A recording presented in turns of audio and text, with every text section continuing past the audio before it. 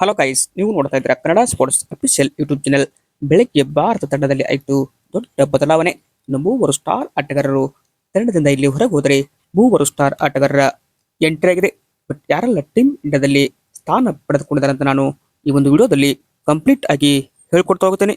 ಅದಕ್ಕಿಂತ ಮುಂಚೆ ನೀವೇನಾದರೂ ಇನ್ನೂ ನಮ್ಮ ಒಂದು ಯೂಟ್ಯೂಬ್ ಚಾನಲ್ಗೆ ಸಬ್ಸ್ಕ್ರೈಬ್ ಆಗಿಲ್ಲ ಅಂದರೆ ಈ ಕೂಡಲೇ ಸಬ್ಸ್ಕ್ರೈಬ್ ಆಗಿ. ಹಾಗೆ ನೀವು ಟೀಮ್ ಇಂಡಿಯಾ ಫೋರ್ತ್ ಟೆಸ್ಟ್ ಪಂದ್ಯವನ್ನ ಗೆಲ್ಲುತ್ತೋ ಇಲ್ಲೋ ಎಂಬುದನ್ನ ತಪ್ಪದೆ ಕಮೆಂಟ್ ಬಾಕ್ಸ್ ಅಲ್ಲಿ ಕೂಡ ತಿಳಿಸಿ. ಇಂದು ಭಾರತ ವರ್ಸಸ್ ಇಂಗ್ಲೆಂಡ್ ನಡುವೆ ಫೋರ್ತ್ ಟೆಸ್ಟ್ ಓಲ್ಡ್ ಟ್ರಾಫರ್ಡ್ ಮ್ಯಾಂಚೆಸ್ಟರ್ನಲ್ಲಿ ಆರಂಭ ಆಗ್ತಿದೆ. ಈ ಒಂದು ಟೆಸ್ಟ್ ಪಂದ್ಯಕ್ಕೂ ಮುನ್ನ ಅಂದ್ರೆ ಈ ಒಂದು ಟೆಸ್ಟ್ ಪಂದ್ಯಕ್ಕೆ ಟೀಮ್ ಇಂಡಿಯಾದಲ್ಲಿ ಮೂವರು ಸ್ಟಾರ್ ಆಟಗಾರರು ಹೊರಗೆ ಹೋಗೋದು ಪಕ್ಕ ಅಂತ ಇಲ್ಲಿ ಹೇಳ್ಬೋದು. ಅಂದ್ರೆ ಮೂವರು ಸ್ಟಾರ್ ಆಟಗಾರರು ಇಲ್ಲಿ ರೂಲ್ ಔಟ್ ಆಗಿದ್ದಾರೆ. ಮೊದಲನೇದಾಗಿ ರೂಲ್ ಔಟ್ ಆಗಿದ್ದು ನಿತೀಶ್ ಕುಮಾರ್ ರೆಡ್ಡಿ ಅವರಿಗೆ ಇಂಜುರಿ ಆಗಿದೆ.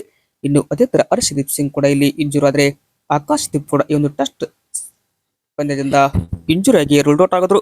ಬಟ್ ಹರ್ಷದೀಪ್ ಅವರು ಪ್ಲೇಯಿಂಗ್ ಗೆಲುವಿನಲ್ಲಿ ಇದ್ರು ಕೂಡ ಇಲ್ಲಿ ಸ್ಥಾನ ಪಡಿತಾ ಇರಲಿಲ್ಲ. ಹೀಗಾಗಿ ಇಲ್ಲಿ ಎರಡು ಬದಲಾವಣೆ ನಮ್ಮ ಟೀಮ್ ಇಂಡಿಯಾದಲ್ಲಿ ಆಗೋದು ಪಕ್ಕ ಅಂತ ಹೇಳ್ಬೋದು.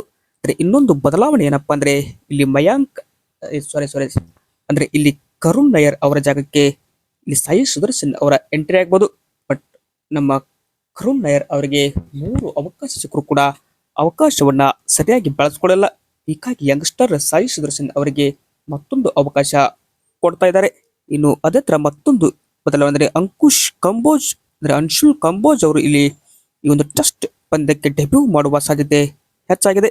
ಇದು ಯಾರ ಜಾಗದಲ್ಲಿ ಅಂದ್ರೆ ಆಕಾಶ್ ದೀಪ್ ಅವರ ಜಾಗಕ್ಕೆ ಅನ್ಶುಲ್ ಕಂಬೋಜ್ ಅವರು ಕೂಡ ಇಲ್ಲಿ ಬರ್ತಾರೆ. ಇನ್ನು ಶಾರ್ದುಲ್ ಠಾಕೂರ್ ಅವರು ನಿತೀಶ್ ಕುಮಾರ್ ರೆಡ್ಡಿ ಜಾಗದಲ್ಲಿ ಏನಂತ ಬಂದ್ರೆ ಟೀಮ್ ಇಂಡಿಯಾದಲ್ಲಿ ಈ 3 ಬದಲಾವಣೆ ಆಗೋದು ಪಕ್ಕ. ನಿಮಗೆ ಹೇಗೆ ಅನಿಸ್ತಂತ ಕಮೆಂಟ್ ಮಾಡಿ. Thank you.